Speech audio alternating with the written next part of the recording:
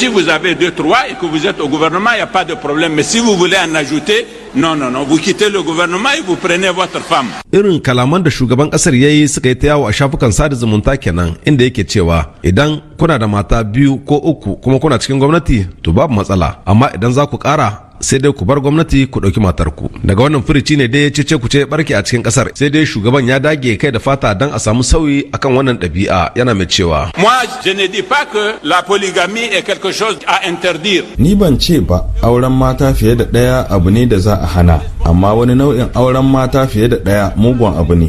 Kuna tunanin bai kamata a yi magana ba? Ni na wanda ke kaina ne in yi magana a kai. Na tunkari haɗarin haka kuma na ɗauki alhakin hakan. Masu yaƙar mu na cewa addinin mu ne ya ce ai haka. Ƙarya ce idan an dogara da alƙur'ani, saboda ƙur'ani ya yi bayani a suratul nisa'i. Dan la suratul nisa'i. To ko shin aure da tare iyalin ma ga wani ne ya wajaba? Na nemi ƙarin bayani daga Malam Sale Abubakar, wani mai wa'azi ne a birnin da Magaram. Idan mutum yana da wadata ta ciyar da mace, yana da gidan da zai ajiye ta, kuma yana iya tuhatar da ita, kuma zai iya gamsar da ita bangaren shahawa, kuma ba zai iya zama dole sai tare da mace, to sai manzo Allah ya aure. To yace in babu hali to ya kai ta azumi, ba irin abu ba idore haka nan, sai ga mutum daya bai da hali bai da ma sana'a takameme, yana da wajen mata 1, 2, 3, 4, yana da 'ya'ya birjik, sai ga yaran almajirai. Kaga wannan cin amana addinin musulunci ne. Sokacin da shugaban kasar yayi ya raba kan 'yan kasar, inda waɗansu ke ganin shugaban ya yi shishigi sosai a cikin harkar addini, kamar yadda waɗannan suke faɗa. Allah ubangiji wa ta'ala da ya halicce mu ya gaya mana yadda zan mu tafiyar da rayuwa, kenan irin maganganu da suka shahi addini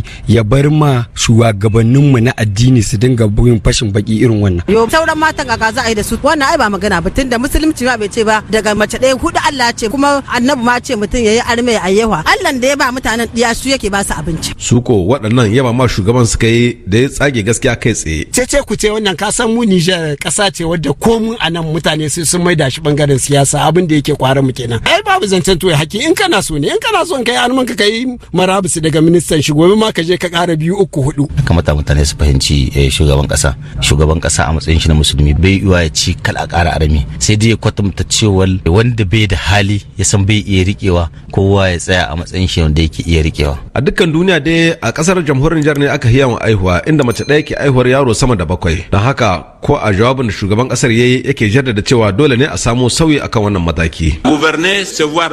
Jagoranci tsinkaye ne, kuma jagoranci ba na jagora bane kadai, abu ne na duk al'umma. Na san mutane da yawa masu karamin karfi amma suna mata fiye da ɗaya, suna aifa musu 'ya'ya da yawa. A wani lokaci ka auri mace ka ce ki je ki bara a Algeria, je ki bara a Senegal. Shin hakan kyakkyawan salon kulawa da mata ne? Kuma ku aifi 'ya'yan da ba ku da karfin da za ku ba su tarbiyya.